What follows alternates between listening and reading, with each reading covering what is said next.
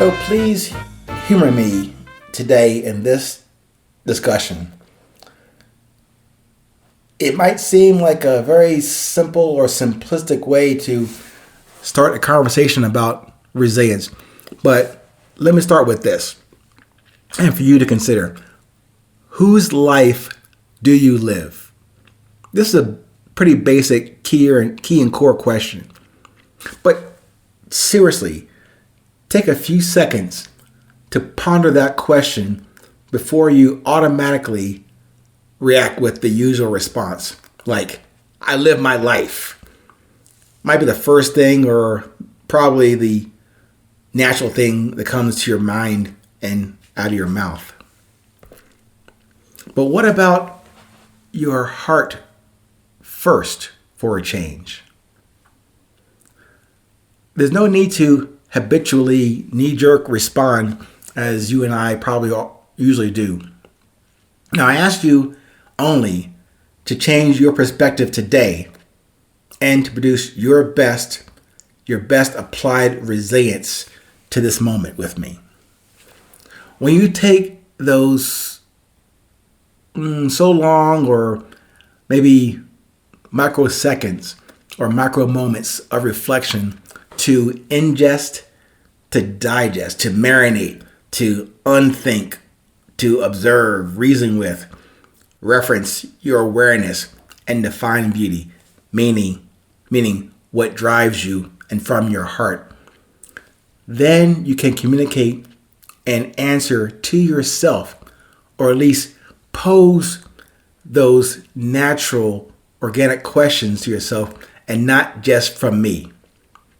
Back to that question. Whose life do you live? Whose life do you serve? Maybe a best way to pose that to yourself. Whose life do you serve? So, unthink, but observe this. Say in my initial question to you, whose life do you live? And you respond with, I live my own, damn it. Then consider the amended question. Whose life do you serve? You serve up your own life to yourself? I know I have proposed and stated unequivocally that you and I are God and gods. Small g. Little g, not a big G. But even that positive, courageous, meaning humble and confident statement in no way means that we can or will ever did create anything. That creator position is taken and not available to us mortal, small level, little g gods. We can only produce with what was given to us individually and collectively. And no, what I get, what you get, what he gets, what she gets, it's never distributed equally or equitably. We get what we get. I get my cards, you get your cards. And so we do not and did not create ourselves or this life. Make sure I make that clear. We do not and did not create ourselves or create this life. It was given to me. It was given to you. It was grace to you.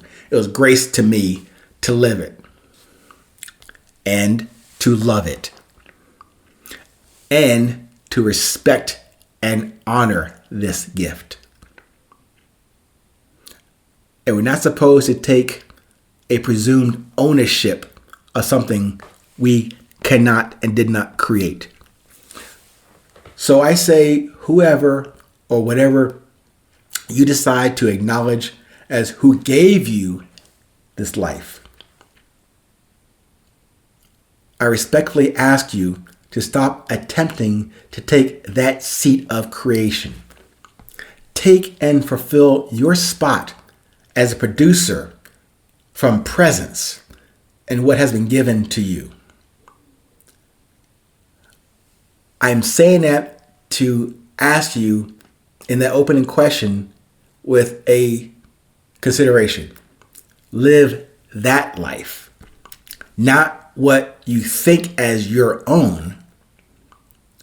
You do not own it or anything in this life. You make those lease and loan payments with your attention, your intention, your commitment, and resilience on that life every day. Because I use those terms, payments on the lease and the loan, because that loan, that offer, that deal will be recalled, requested of you without any prior notice. Do you see why now that memento mori statement is not a throwaway or a cute stoic statement and philosophy? You live this life, this breath, this heart, this love given to you to respect, to maintain, and to share. I know that probably sounded a bit preachy, didn't it? My bad. It's pardon me. I'm probably just talking to myself, and I hope that I can hear, listen, apply, reflect, and share that again and again and again. And yeah, I'm not trying to tell you what is the best way to approach what you do or how you do it. That's why I said before, I only provide you with questions or a model or a structure for you to start developing your own questions. The ones I asked of myself and have shared with you in these episodes is just that. Examples, samples, ideas, approaches. They may or may not apply to you in your ever-evolving situations or conditions. As I said before, I can only live my life. You can only live yours. I think the friction and the disconnection comes in where I'm trying to live your life. I'm trying to live Miles Davis's life on the trumpet. I'm trying to live this way to do my job, but by that guy who is 10 times above me as far as structure in the organization. I can't do that. I can only live this life with what the gifts I have received and apply that. That's where I think we get off track. Or let me restate that. That's where I get off track. So me sharing with you with that question, whose life do you live? Whose life do I live in this moment? It has to be this one that I've been given. I can't live yours. Thank you for listening. Stay present. Stay current. No matter where you are in this world, tell a friend, tell a foe. It's always 820.